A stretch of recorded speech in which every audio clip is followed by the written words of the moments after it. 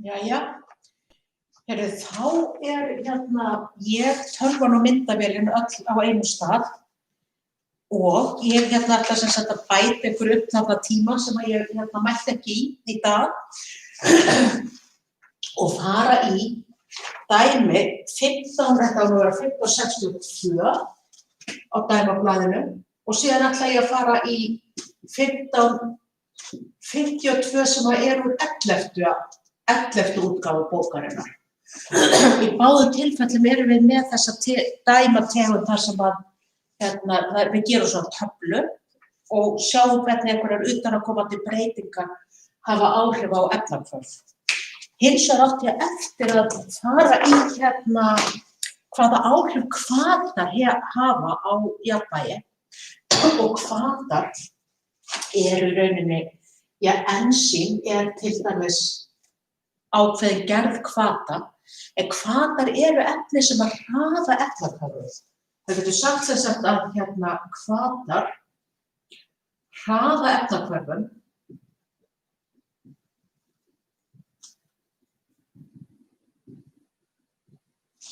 þannig að efni eru sem getur sagt að efnahvarf fljótara að ná jafnvægi. Svo efnahvarf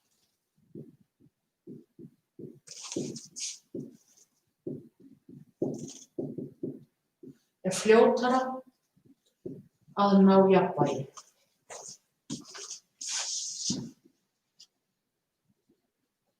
Hins vegar þá hafa hvatar engin áhrif á jafnvægisblönduna sjálfa. Þannig að það hefur í rauninni engin áhrif á sjálft jafnvægi. Þannig að þeir hafa engin áhrif á jafnvægisblönduna.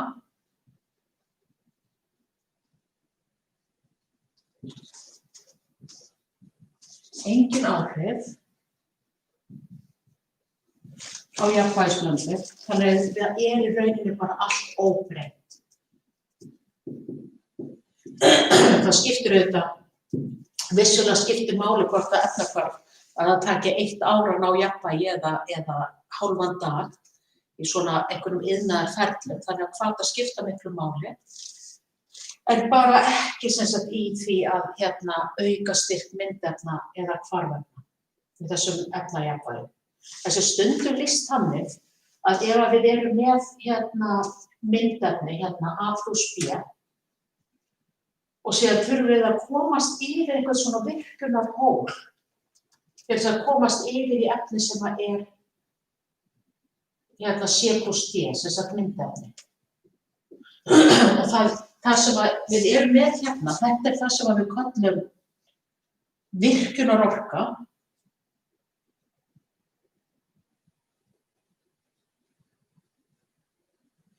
EA, eða Activation Energy, og við þurfum svo sem ekki að hafa áhyggjur af því hér, nema það að til þess að þetta A og B geti hvarfast, að því að við erum alltaf með einhver efni, þannig að það er að rofna efnatengi og annað, það kostar orku til þess að ný efnatengi geti myndast.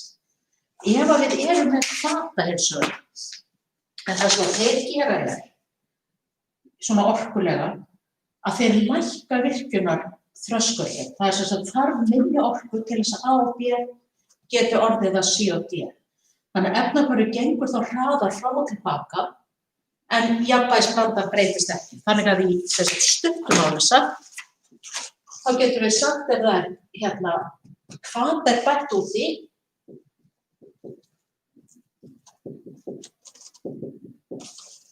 þá getum við sagt bara óbreytt í alla kassa. Engin styrkbreyting, efnahvarfið gengur í hvoruga áttina og jafnvægisblandin breytist ekki. En það var ágætt að vera búin að nefna þetta áður en við svo förum í þetta fyrra dæmi, að við farum einmitt koma hvatar við sögu í einum lið. Og áður en við strókum þetta út, og þið getið þetta slökkt alltaf á þessu, þá ágætt þegar maður fær efnahvarf, þar sem við sjáum hvaða efni við erum með í hvarfinu. Í fyrsta lagi skulið byrja á því að athuga hvort það sé ekki örugglega allt á gasformi eða sem sagt þetta sé allt efni sem geta komið inn í jafnvægislíkingu. Og ef við erum að tala um þrýsting þá þarf þetta að vera gas. Þannig að í fyrsta lagi getum við skoðað þetta eru allt gassameindir og þá getum við að byrja á því að svona vinna smá forvinnu og sagt hérna erum við með 4 + 5, við erum með 9 mól, 9 gasmól.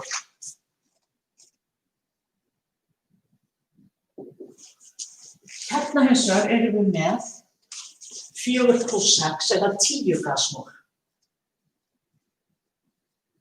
Þannig að núna veitum við það að það eru fleiri mól af gasi hérna megin en hérna, sem skiptir máli ef það verður þrýstings eða rúmmálsbreyting. Síðan erum við hérna, við erum með útvermið efnahvarf. Útvermið, það er sem sagt mínus hér og það þýðir einfaldlega að við getum sagt að í þessu efnahvarfi séum við bara með plús orka. Og þá erum við komin með þessa þægilegu leið að líta bara á orku sem eitt af myndefninu, ein af afurðum efnahvarfsins allavega. Þannig að núna get ég þá skrifað við hvaða breytingar þetta eru. Dæmið sjálft það er bara sem sagt bara beðið breytingu á NO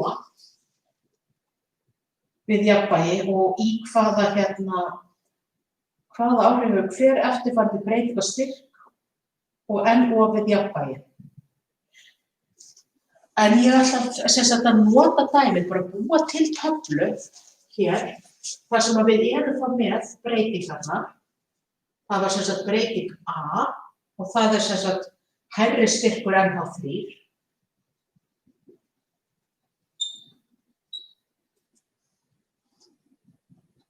Það er fyrsta breyting. B, þar erum við með hærri styrkur H2O.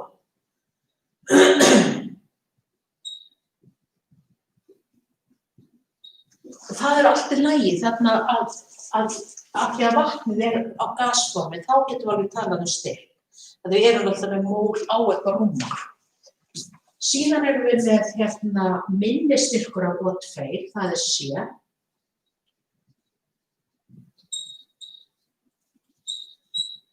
Styrkur O2, D. Það er minnkað rúmmál hylkis.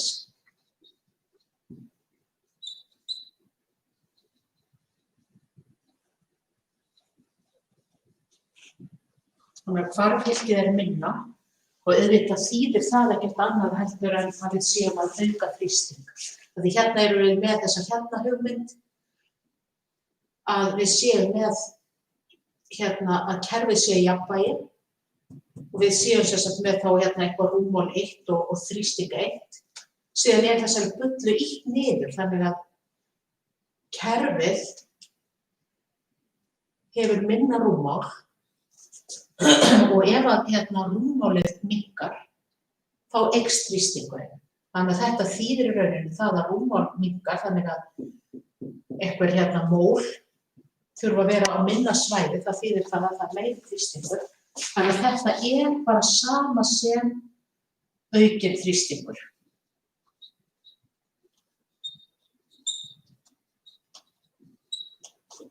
Í ABC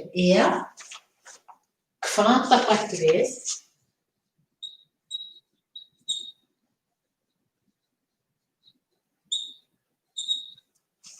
og að lokum F, þetta sést allt, já, F, að hérna erum við með aukið hitastig.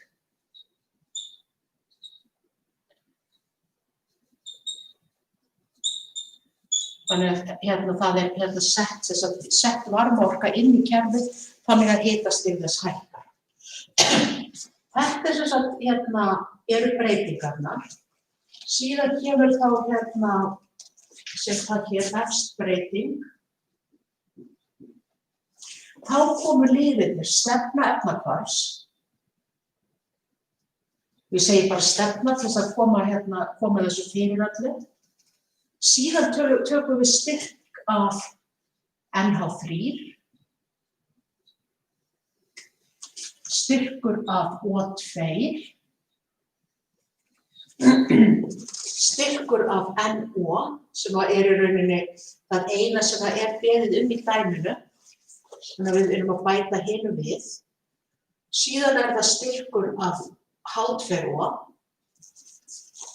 og þetta ætla ég að taka út.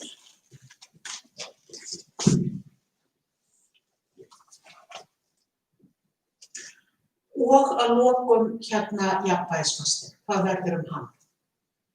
Við allar þessar breytingar. Svo bara klára ég töfluna.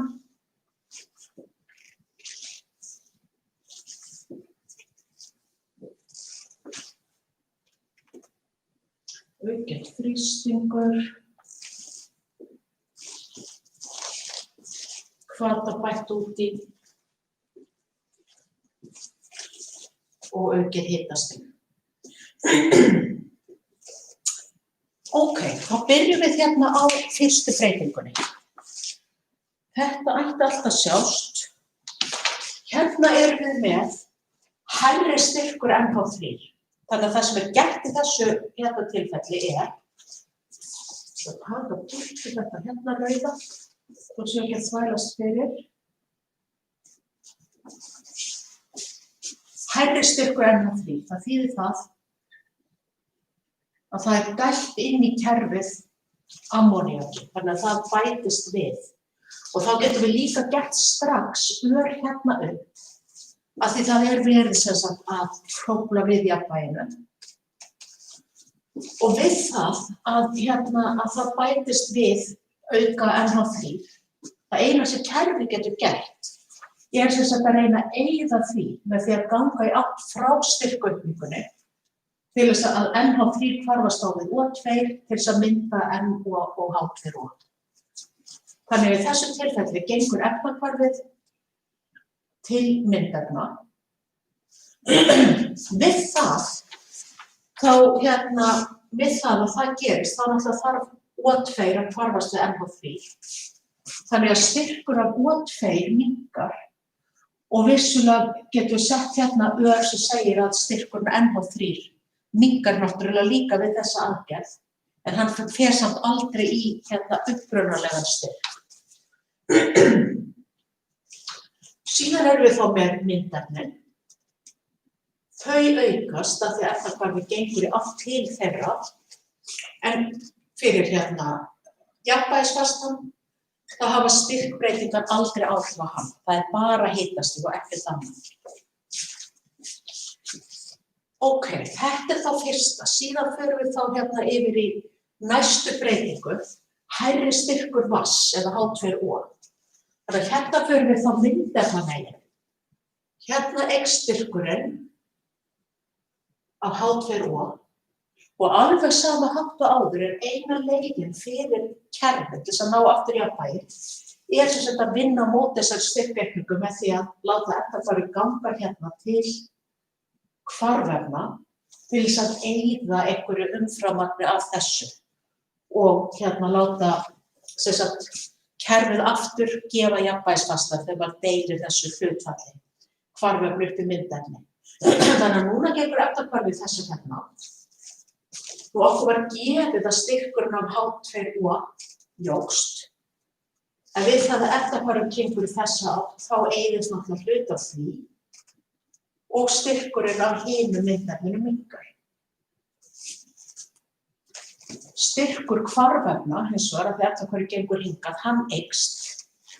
Þannig að fáum við aukningu báðum megin. Og að því að hér styrkbreytingar ræða, þá breytist þessi jafnvægisfasti ekki neitt. Síðan kemur minni styrkur á O2. Nú tekið burtu þessa ör og segja styrkurinn hér að súrefni minnkar. Þannig að við getum sagt strax að þessi fer niður. Núna þarf efnahvarfið að vinna á móti þessari minnkun. með því að láta myndefni hvarfa saman og mynda meira af O2. Þannig að það sem að gerist að styrkur myndefna minnkar það. Þau fóru í það að hvarfast við hvort annað til þess að mynda meira af O2. Þannig að það fer aðeins upp, náttúrulega O2, en NH3 eykst. Það náttúrulega myndast líka í þessu hvarfi hingað. Já, efnahvarfið gekk í þessa átt. Og eftir sem áður óbreytt hér, að við höfum styrkbreytingur að ræða. Núna er það þá rúmmál. Eins og ég sagði áðan, ef við minnkum rúmmálið, þá erum við að auka þrýstinginn. Og það sem kerfið gerir að það reynir að minnka þrýstinginn. Þannig að við það að þrýstingur aukist, það eina sem kerfið getur gert að fara frá 10 mólum yfir í 9 mól. Þannig að það fækkar mólunum og vinnur þannig á móti þrýstingsbreytingunni. Þannig að það gengur í áttina til færri móla, það minnkar þá þrýstinginn. Og þá sjáum við bara hvað gerist. Ef efnahvarf gengur í þessa átt, þá eykst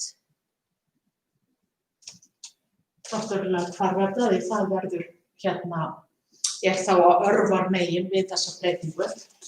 En hins vegar minnkar myndefnið. Og það er óbreytt af því að við erum ekki með hitastigsbreytingu. Nú, hvata bætt við, ég hef alltaf nýbúin að segja það að hvati hefur engin áhrif. Þannig að hérna getum við bara skrifað óbreytt, óbreytt, óbreytt, óbreytt, óbreytt og óbreytt. Og svo kemur síðasta, aukið hitastig. Ef við er það eina skipti sem við erum ekki með óbreytt fyrir jafnvægisfasta. Þá segjum við bara, ok, orkan eykst. Það sem kerfið gerir að það reynir að minnka orkuna með því að ganga þá í áttina sem að eyðir orkun. Af því að til þess að láta þessi ekki hvarfa saman þarf orku. Þannig að þetta er eina aðferð ekkahvarfsins til þess að vinna á móti þessari orkuhækkun að ganga til hvarfefna. Og það þýðir það, eftir að hverfi gengur hingað, við það aukast hvarfefnin, myndefnin minnka og flugvalputtareglan sú að jafnvægisfastinn, hann gerir alltaf eins og myndefnin. Ef að þau minnka, þá minnkar hann. Þannig að passi ykkur á því ef að það kemur fyrir að fólk svarar dæmi kannski akkúrat þveröfugt. Þið segið að þetta hvað við gangi þessa átt, þessi styrkur lækki, þessi hækki. En þá ef að þið erum með samræmi, þannig að það þá líka rétt hvernig jafnvægisfastinn miðað við það sem þið segið. Þó að það sé rangt, þá fáið alveg hálft fyrir það dæmi. Bara með því að það sé allavega samræmi á milli alls. Þannig að þetta svona dæmi hafa venjulega komið á stúdentspróf. Við erum kannski ekki með alla þessa liði, en kannski ein styrkbreyting, ein rúmmáls- eða þrýstingsbreyting og ein hitastigsbreyting. Það svona, ég lofa ekki að komi, en það er svona yfirleitt. Næst kemur þá dæmi 1552 í 11. útgáfu og það svona aðeins ekki kannski flóknara, en þarna erum við með gas alls staðar, en það er ekki raunin í þessu dæmi. Þarna þarf að hafa það í huga af efni sem eru ekki á gas eða styrkformir, að þau koma ekkert inn í jafnvægisstrykkinguna. Þannig efnahvarfið gengur ekkert til þess að hægri eða vinstri eða eitt eða neitt ef við breytum einhverju magni af þeim efnum. Já, og með það í huga, þið getið bara stoppað ef ég fer á hratt. Þá þetta dæmi 1552. Það er náttúrulega ekki 12 útgáfa, þetta er 11 útgáfu.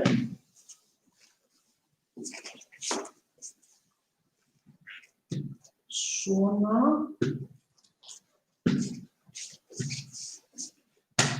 Stefna, helst og breyting. En svo erum við með eitthvað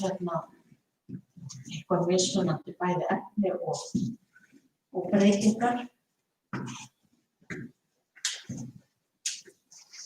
Og svo þarf ég að taka þetta líka.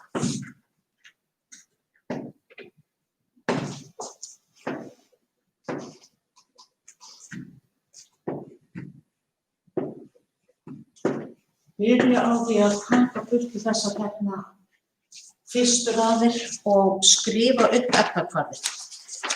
Hérna eru við með 6 CO2 gas plus 6 H2O liquid verður, og hérna erum við að mynda einhverja sykru, glúkósa væntanlega C6 H12 O6 S plus 6 O2 G. Og það okkur gefið það að delta H er sama sem 2816 kilosúl. Og það skiptir okkur sjálfsagt þessum dæmum ekki máli til stærðin er, en það skiptir máli að þetta er prófskildi, þannig að þetta er innverfið efnahvarf.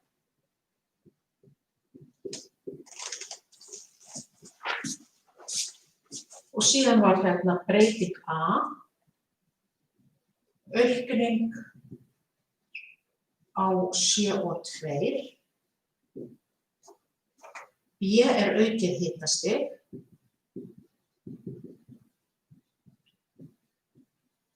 CO2 fjarlægt, þá erum við að tala að við séum að lækka styrkinn af CO2, það er ekki að taka það allt út. Svo er heildarþrýstingur minnkaður.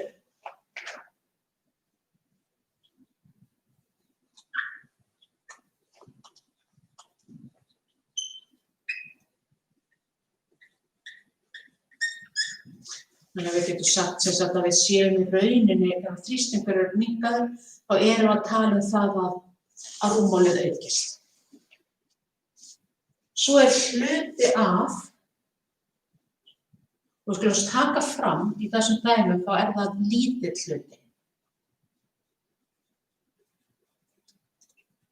af C6H12 O6 fjarlægður. Og að lokum erum við með hvata bætt út í.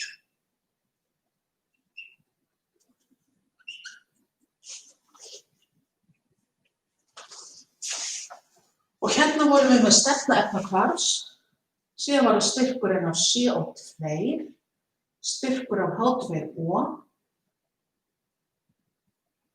C6H12 O6,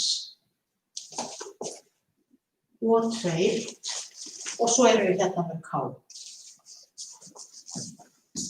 Nú kannski er verið stætt að því að hreinsa þetta ekki burtu. Svona.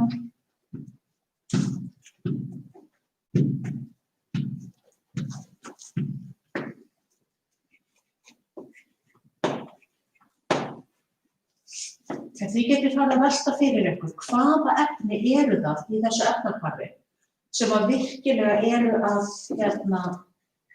að breytast.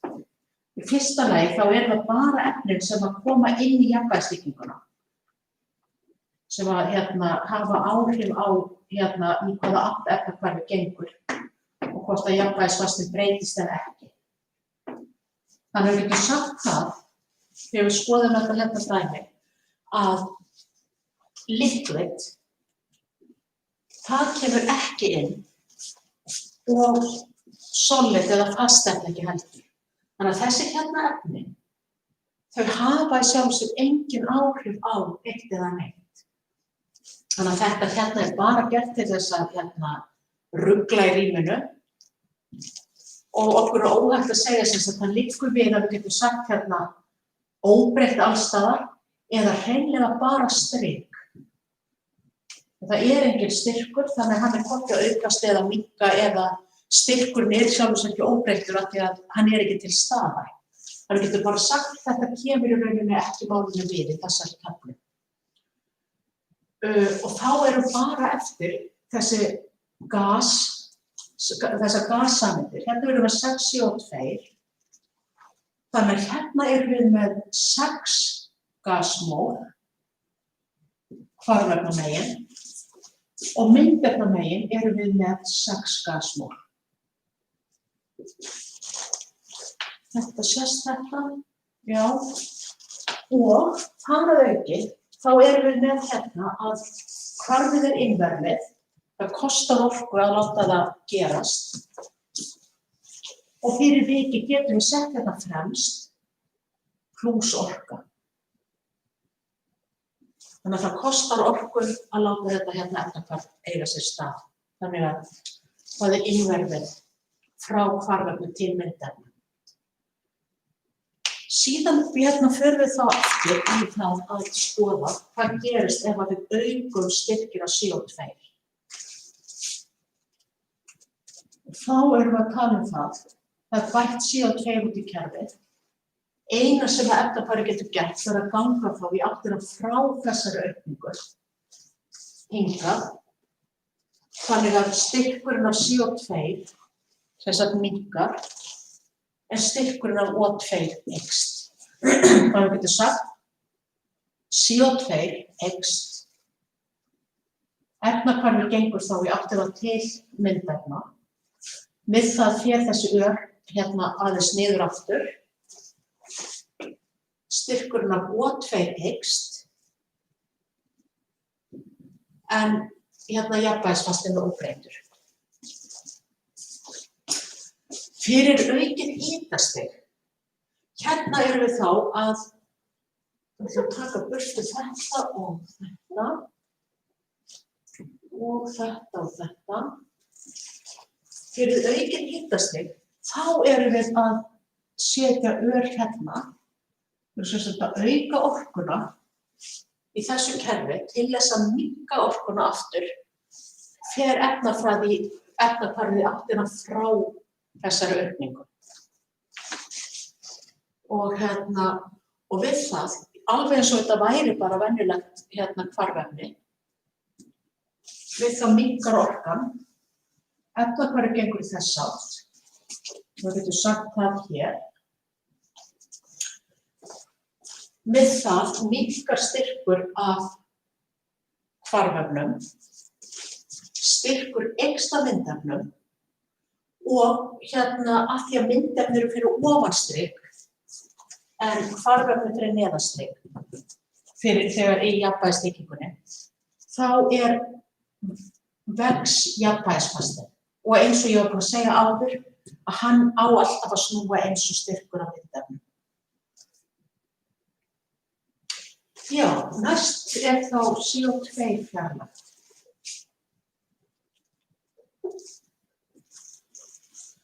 Þannig að hérna kemur ör niður.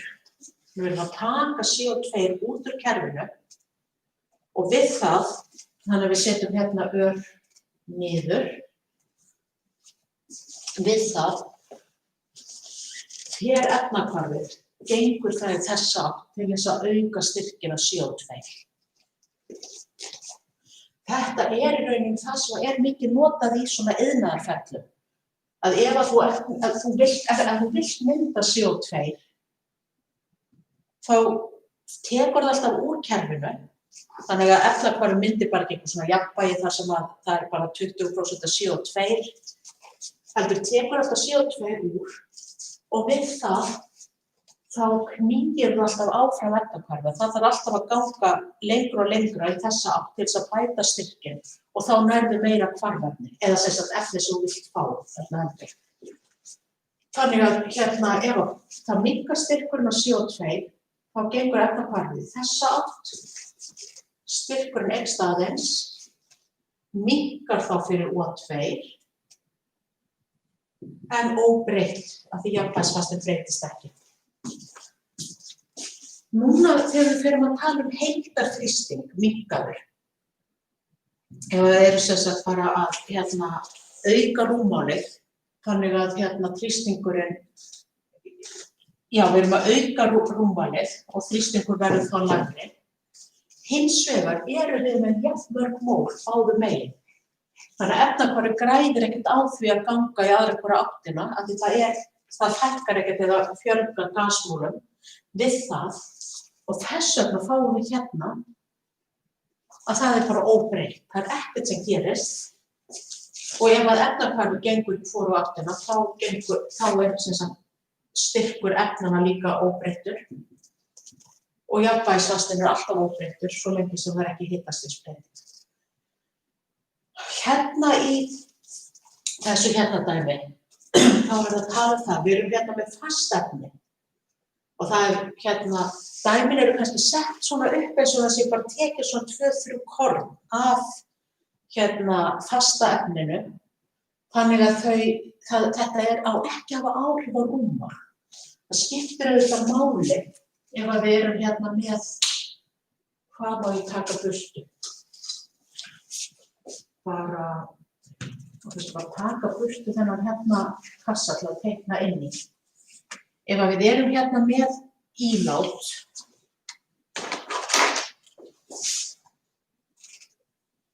kerfi, og svo erum við með fast efni í því. Að þá náttúrulega ef við tökum örfá korn, bara minnkar örlítið, þá hefur það ekki nein áhrif á umhverfið. Hins vegar náttúrulega ef við skóflum í burtu öllu efninu, skiljum bara eftir eitthvað smottir í, þá erum við auðvitað búin að breyta rúmmálinu og það hefur áhrif á þrýstinginn. En ef það tekið fram að það sé bara lítill hluti eða jafnvel bara nokkur korn,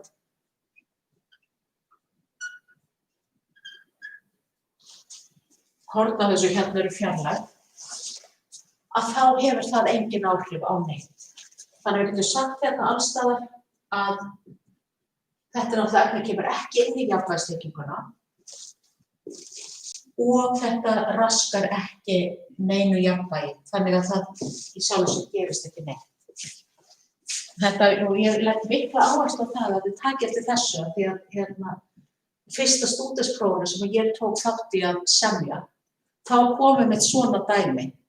Og ég held að það var einasti nemandi hjá mér sem áttaði sig á því að þetta væri fast efni og kæmi ekki inn í dæmið. Og ég sjálf, þetta fór líka fram hjá mér. Þannig að eftir þetta, fengum við bara helling fyrir, þannig að það var allt í lagi. Ég hafði ekki lagt mig áherslu á þetta sem ætti að vera nokkuð ljóst. Að það leggur mjög mikla áherslu á það að þið hafið augun hjá ykkur í sambandi við fasta efni. Að þetta er svona gryfja sem er auðvelt að detta ofan í líka fyrir kennara. Hvati, þar er allt óbreytt. Það var bara hraðari efnahvörf. En jafnvægi breytist ekki neitt. Og þar með held ég að við séum búið með efni sem ég hefði tekið í þessum tíma. Það eru komin að 34 mínútur, en ég er náttúrulega kemst svolítið hraðar áfram þegar ég fæ ekki spurningar frá ykkur. En þið endilega sendi bara á mig tölvupóst með spurningum eða spurja mig í næsta tíma. Þá bara segi takk fyrir og segi útsendingu lokið.